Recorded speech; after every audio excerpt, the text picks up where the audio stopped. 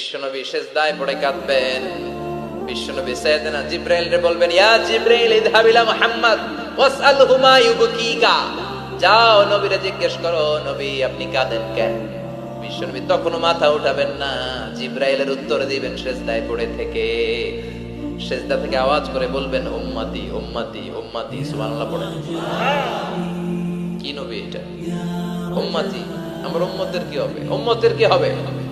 আবার আল্লাহ জিবরাইল রে পাঠিয়ে বললেন, ও জিবরাইল যাও আমার নবীরে বলো, ইন্না সানুরদিকা ফি উম্মাতিকা ফালা নাসুকাল ইয়াউম।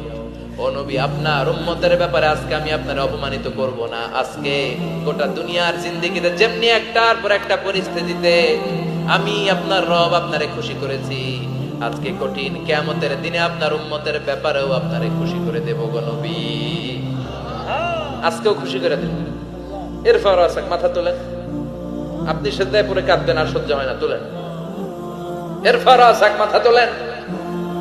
সাল তুতা, নবী যা চাইবেন আজকে দিব। ইশফা তুশাফা, যার জন্য সুপারিশ করবেন আজকে কবুল করে নেব।